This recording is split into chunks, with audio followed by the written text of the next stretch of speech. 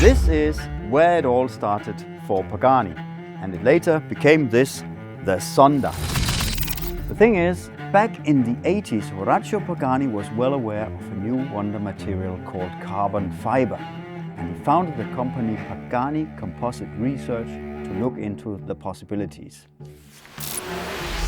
Upon considering the possibilities, if he started with a blank sheet of paper, or should that be a blank sheet of carbon fiber mats, he started planning his own ultimate dream car. The build, the design, and not least the base material for the car, carbon fiber reinforced plastics.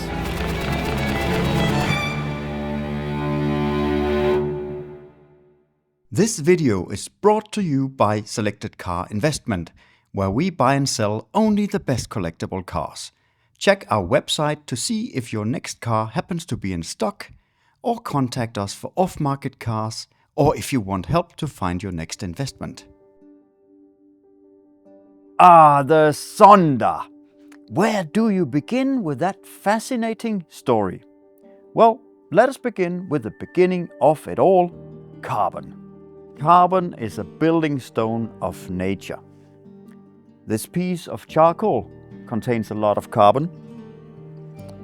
This tar is a liquid form of carbon.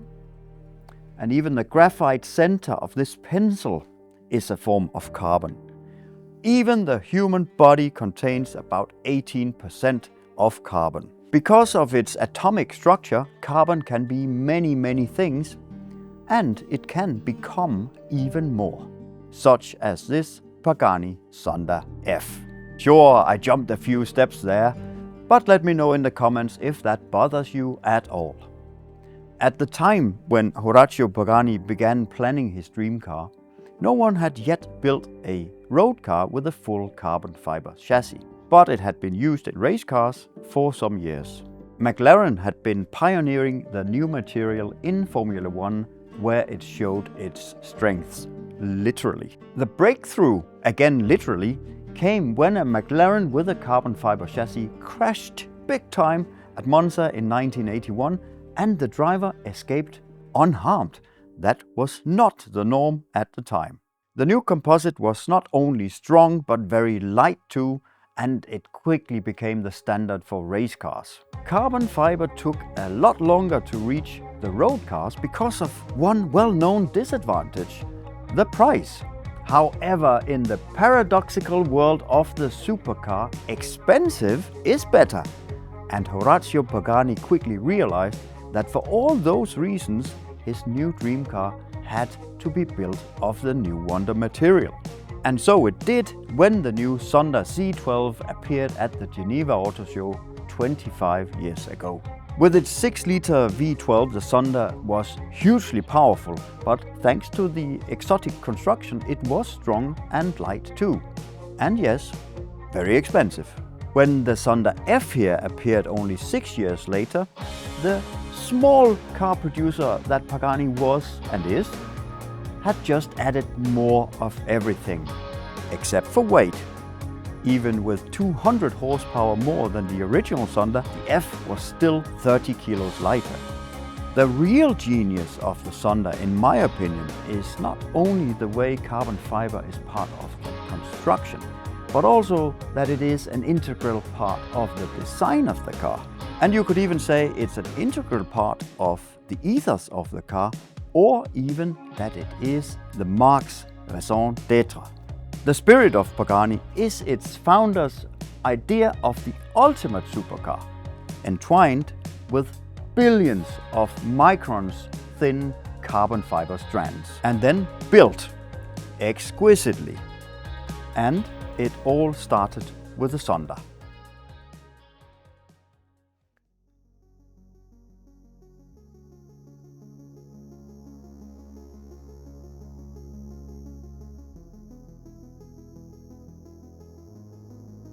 If this Rolex is like a traditional supercar, this Richemille is like a Pagani Huayra. The carbon fiber era didn't stop with the Zonda. Pagani had immediately gained the attention of the supercar world with the Zonda from 1999 because it was spectacular, fast, loud and extremely rare as well. In fact, I would argue that not since the arrival of the Lamborghini Miura on the supercar scene had the supercar world been shook to a degree as when the Zonda arrived. It was just so outrageous. And yet the small company that Pagani was, and actually still is, were able to extract more power, more speed, more performance out of every following Zonda ever. How could that possibly be bettered? Well, by rethinking the idea of the supercar. One of Horacio Pagani's first cars ever back in the 70s was a pure race car, and traditionally supercars borrowed a lot of thinking and indeed technology from the race car world, such as a carbon fiber chassis. But race cars are in essence about being very fast, while supercars are about being super, aren't they? Compare the idea of these two watches. The Rolex is a beautiful timepiece, well-built, collectible, maybe amongst the best watches in the world. As you can't make a watch faster, where do you go from here? Well, you can make it into much more than a timepiece, such as this Richard Mille. Even better built, more advanced, more complicated, more elaborate, more extravagant, and it still shows the time. That's what Pagani did with the new Huayra. You could argue that the latest Zondas didn't really need more power. But anyway, Pagani added 2 turbochargers to the Huayra for stomping pulling power. Did it need more carbon fiber? Well, not really, but it still got it. And just look at it and feast your eye on carbon fiber everywhere. Did it need more aero? Well, yes, in fact maybe it did, and got that too. This one even features the Tempesta package, an option with such a cool name you will want it just for that. Although you probably can't, as Pagani kept the Huayra so exclusive that only 100 cars were built. But where the Huayra really excels is in the interior. You simply cannot get further removed from the ethos of race car inspiration or closer to the art of fine watchmaking than in the interior of the Huayra. Indeed, sitting in the Huayra is more like sitting inside a Richard Mille, although one powered by a thumping 12-cylinder clockwork. Of course, the Huayra is also a devastatingly fast supercar, to the degree that the term super might not even be enough, and some call it a hypercar. But I would argue that speed is not really what the Huayra is all about. Instead, the Huayra is more about being hyper in itself, and it achieves that brilliantly. In every detail of the car, the Huayra just oozes hyperness to a degree that other manufacturers can only dream about. And the funny thing is, the Huayra is not even trying that hard. It doesn't have to. How hyper is that?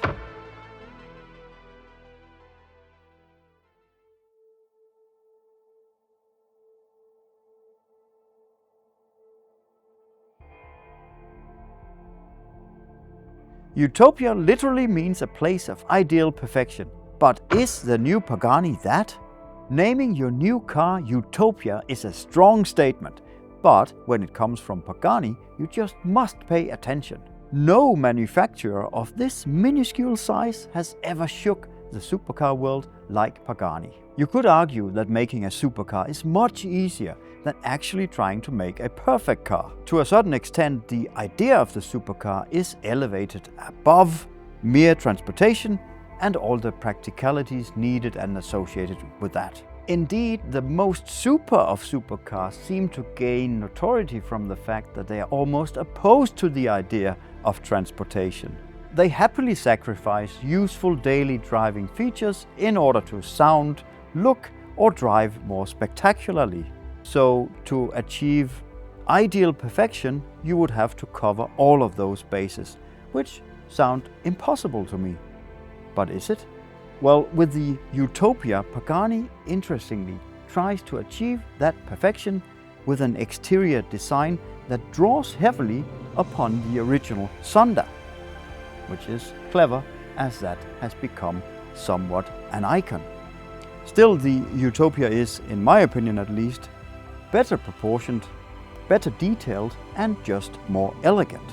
Still, it's more sensual, still has a muscular stance, and importantly, it is avoiding a retro look. The Utopia is just inspired. Beautiful without trying too hard. Sort of the same approach applies to the drivetrain.